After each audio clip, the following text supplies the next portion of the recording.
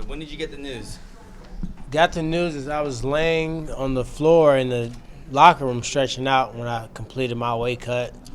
And I was down to weight, and I got the news around. You know what? I got the news after you guys got the news, so it's kind of crappy. It was on the internet already, so I don't know what time you guys got it, but I got like 11 something, closer to noon. Said on the way up here that you weren't disappointed.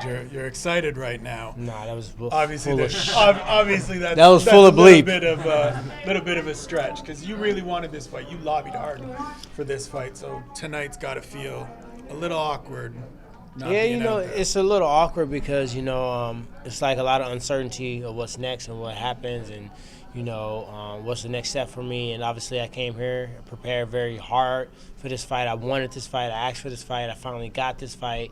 So I know I was in a position to be dominant tonight. And I thought he was quiet and I was quiet during all the media because we were going to bring in. I thought it was going to outdo every fight and had the potential to be fighting tonight. So to not be able to be in the hat for some of those bonuses and, go and knock off this guy that's the number one guy was kind of a bittersweet moment. So I'm just trying to be positive, and I think everything happened for a reason. And hopefully when I talk to Dana later on today, we have a clear path for the chosen one. Yeah, you said yesterday you could have come out here tonight, fought, got knocked out on the first punch and got your show money. Did you have any more of that conversation with them yet, or is that part of tonight's conversation? That's a nice conversation.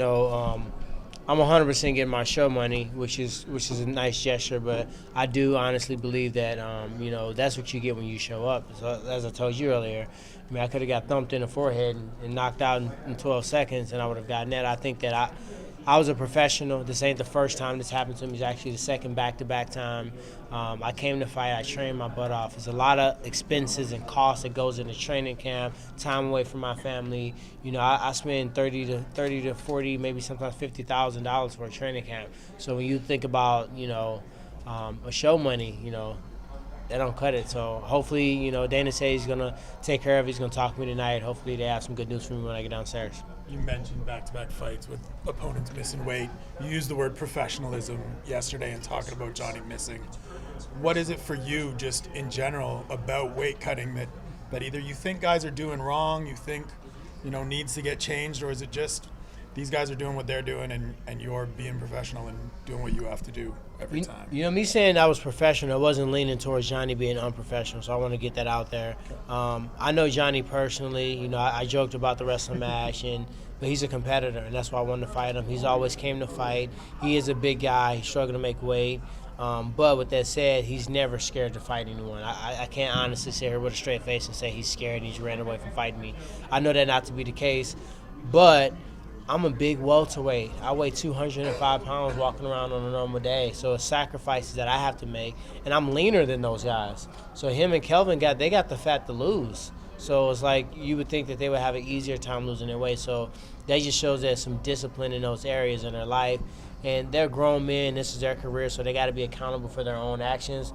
But, I think it's also a support system, your coaches, your nutritionists, whoever working with you in that area. I think multiple people failed for that to happen last time and this time. So I just pray he's healthy. He do have three daughters, one on the way. You don't want, we want to fan see, you guys want to see, the crowd wants to see, but you don't want someone, to end up dead trying to make weight, So I pray he's healthy, and like I said before, I'll just see what's next for me. When you found out the news, there was nothing stopping you from getting a consolation pizza. What was it that prompted you to, go up there at the weigh-ins and just prove it to everyone that you could make weight? I had 2 huge bottles of ice water sitting on the dresser, and I was looking at it all day. And I'm like, why am I even doing this? I don't have to freaking make weight. So I said, all right, I'm going to do a Periscope video. I want the fans to at least see that I was at weight, that I came here and I was lean and ready to fight. And I started thinking about it. I'm like, we might not give the fans the explanation that they want, but this fight was definitely one big part of this card. It was a big part of the pay-per-view. A lot of reasons why people, flew out here, drove here, buying the pay-per-view. So I felt like me going out there and giving them that gesture was just a little bit of explanation, and at least 50% of this card came ready to fight. So that was my emotion. I think it was received well. You mentioned that the path isn't necessarily clear. There's some possible things that can screw up you getting that next shot. You said yesterday that your next fight is going to be a title fight. For sure. Are you willing to just sit out as long as it takes, no matter what? Is there a point where you have to just get back in and fight? No, I think I can comfortably say I'm a veteran now. If you would ask me that a year or two ago, I would. I'm not the up and coming fighter that I once was, but I do feel like I'm kind of sinking into my own. I got a group of guys around me that are going to get me to the next level. I feel like, why should I consistently have to sacrifice, take the upper hand, take the high road? Why should I go out and risk against another performance and against another guy? I've already, won 4 of my last fights, beat 6 top 10 welterweights. I think that if Johnny Hendricks is not currently in the picture, that only leaves me to be in the picture. So, you never know what happened. Guys have injuries. Guys might not make it to the fight. I'm just going to be in shape, prepared, and ready to roll. Hope that you can go and grab another movie role, too. I got a couple, actually. I shoot a movie in India. I can't disclose the name of it. One, because I don't remember it. Two, I get in some big trouble. So I got a movie in India. I got a couple commercials. I got a big movie in the U.S. So I got 3 or 4 projects, and then I freeze it because this is not my full-time job right now. I do enjoy it. It is fun. But at the end of the day, we've seen the mixed martial artists that get too caught up into the movies and their career start to lack. So, this is a primary focus for me. But in between fights, I always try to, get in a commercial, a TV show, or a movie. But it makes that potential break that might be there, Robbie and Carlos fighting in January. If I got to wait for a little bit, I'm a hustler. I'm a grinder. I'll find stuff, and I won't miss my car note because I'm not fighting. I'll find ways to make money. Was there any attempt by either your camp or Johnny's to reach out to the other to kind of say anything after the fight was canceled yesterday? Yeah, I reached out to Johnny yesterday. I talked to him through text message, and I just told him I was praying for him, hope everything is well. I just know him as a person. I joke around about the fight and stuff, but I knew I was in for a damn war. I didn't think I was just going to have a walk in the park. He honestly is probably the toughest matchup on paper and watching film for me to compete against. So I talked to him. He said, he apologized. I just want you to know I never intended for this to happen this way. I know you came out here to fight. I'm getting better. I got some things I got to figure out.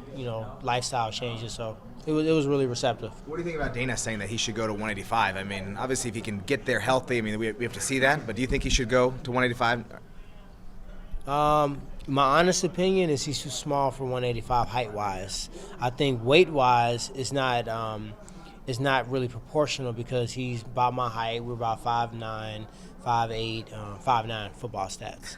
But I don't think that he should go to 185. I don't think he'd be as competitive. I think if he wants to do it, he either make some lifestyle changes, take off some permanent weight that stays off while he's competing, or he retires. That's what I think.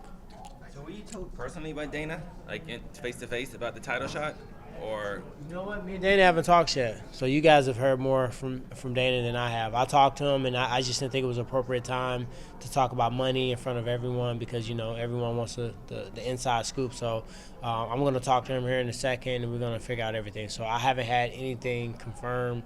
Everything that I've saw, even as far as Johnny missing weight, I found that out through the media. I saw it on the internet before I knew. So I have not heard anything 100% for him. But he did say I was next in line, but it was very gray on how that next in line step would take. There have been, we have seen in the past title shots have been promised, and then it hasn't come into fruition. Are you at all worried that, it might not happen? I'm not worried that it won't happen. It's going to eventually happen because I'm a top welterweight, and I feel like, through hard work, even through loss, I've always bounced back. I've always came back stronger, that I'm always in position, and I'm always in the talk for a title shot. So I don't worry too much about he said he's going to do it, he's going to take it away.